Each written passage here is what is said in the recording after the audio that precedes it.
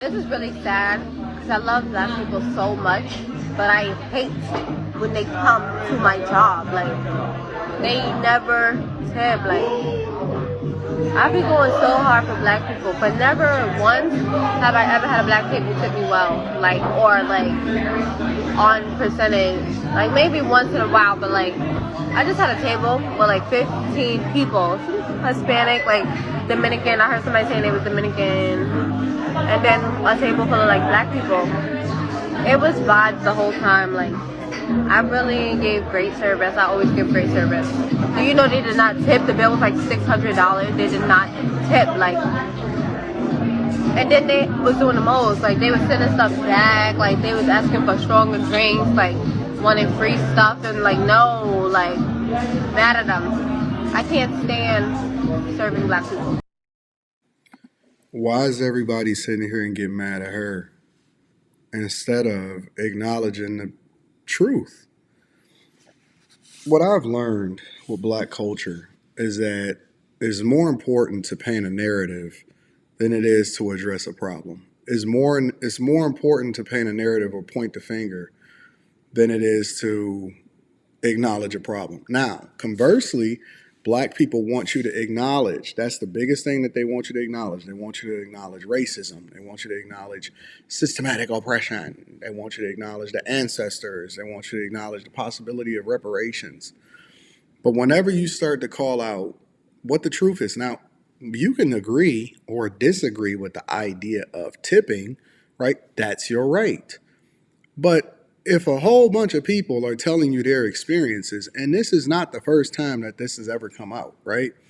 This is the first time that people start to feel comfortable with starting to come out because, see, white people can't say this and Mexican people can't say this because then you will say that they are racist. But see, when somebody else that looks like you calls you out on your BS, it removes the whole race excuse or you being able to stand on that prop in order to justify the fact that most black people and stereotypes can be and often are real. It's just a fact. I actually was on the Millionaire Morning Show, and I think I was reading or I was going over an article where a woman had got fired after working 25 years. It was at an IHOP, and it was a black couple, whatever, and she didn't necessarily want to serve the table. And so nobody wanted to ask the question of why she didn't want that particular table, but they just automatically pegged it as racism because guess what? The server wasn't black. And so they default to that instead of holding your own people accountable for why you don't get treated the same way that other people get treated. And you're not obligated to get treated the same way that other people get treated based off of your experiences because the cultural norm is what it is. And so instead of us acknowledging what's really happening, we'll sit here and blame the person for the job that they pick and all of that other type of stuff and say, well, it's your fault for working a job that only paid $3 an hour and depend on tips. Look, man, in no other place in the world do we go in and up in the cultural norms in order to justify bad behavior. When you go over to Japan, right, and they say that it's normal for you not to do something or it's normal for you to do something, you adapt, you adjust, and you adapt. But the United States of America, because we have so much freedom, right, is the only place really that I am aware of, that I have experienced, that people do what they want to do when they want to do it. So much so to where they come into this country and then they bring their cultural norms here and then we supposed to adapt to it, the people that's already done been here for an extended period of time. And you know, the interesting thing about this is that black people not tipping is a universal norm, right? Because the biggest argument that I've experienced online on these panels is from people that's not even from America that's black that don't believe in tipping. I mean, when I say cheap, I mean cheap. And it ain't even cheap for the lack of, because it was a guy, I remember, I forgot what his name was. I was on another panel, but he had brought out two of his new Rolexes. He had the, this one, and then he had the rose gold version of it, which I got that in there too.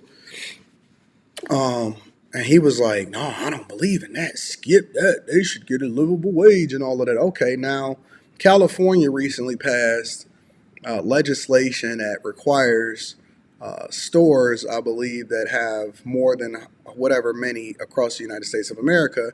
Fast food workers is now making like $25 an hour, and people are complaining. I mean, people are mad, and I've seen black people on TikTok, Instagram, all across the board, and especially on Twitter, is pissed that the prices is now going up, and they have to pass that over into the consumer because you are the one that's going to pay for it, right? And so it's not as simple as saying, well, they should have picked a better job.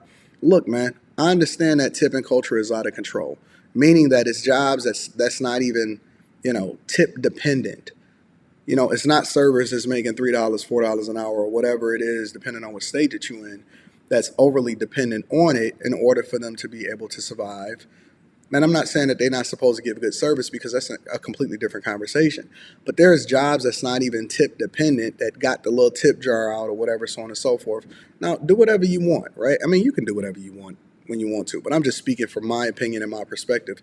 Do whatever you want with that, right? I think that that's gotten out of control, and people are trying to get the money however they can get the money.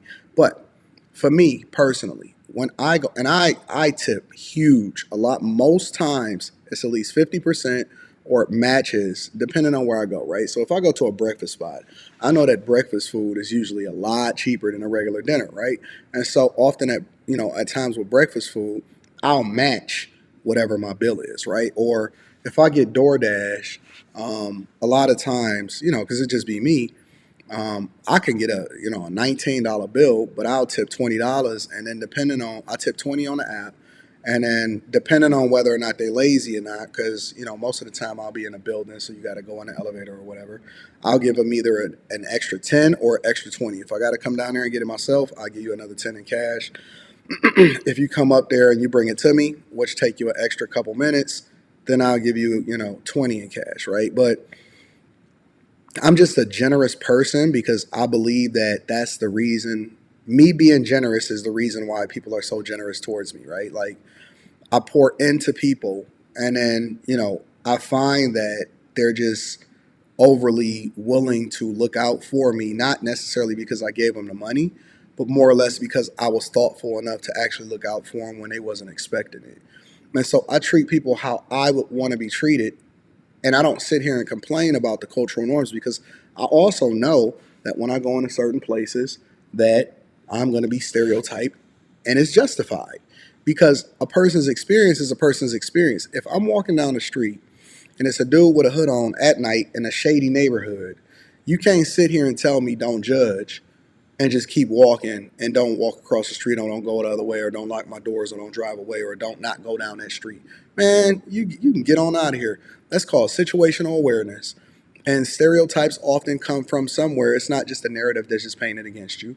It's something that's real in it that justifies why people feel a certain type of way about it. And if you talk to the people, such as her, right, who even prefaced her conversation by saying that, yo, I love this people or whatever, and it was a vibe or whatever. Man, to get a $600 bill, listen, I stand on what I stand on, and I'm not going to sugarcoat it just because you feel a type of way about it. I've always believed that you bake that into the cost of going out and doing it. And I often also find that I've seen people go out and look for stuff wrong so that they can try not to pay their bill. So you're not gonna gaslight me. You're not gonna try to finesse me into thinking that the narrative is just a stereotype. No, and no, it's not true. And I don't care who complain. I don't care when people getting their feels about it. The fact of the matter is, I'm very thankful that I've never served in that way, like as a waiter, because it's heartbreaking to see the differences between people at such a mass scale and have so much data to draw from, but still not still try to think differently about it and try to paint the narrative different than what it really is. It reminds me of when people say, "Hey man, Why you talk about the crime that's going on in Chicago? If you don't want me to talk about the crime that's going on in Chicago, then stop making national news. Stop doing crime in Chicago. It's not people's job not to report on it. It's your job not to go out here and bust over some heads and then tell me not to capture it, because that's what the cultural norm is over there. I'm curious as to what y'all think. Make sure you tap into the Patreon. Link is in the description as well as pinned to the top of the chat. Teach Hanley 30% off your first order plus a free gift. I can't wait to see what y'all comments are. Subscribe to the channel. Share this with your friends and family. I'm going to talk to y'all later. Peace.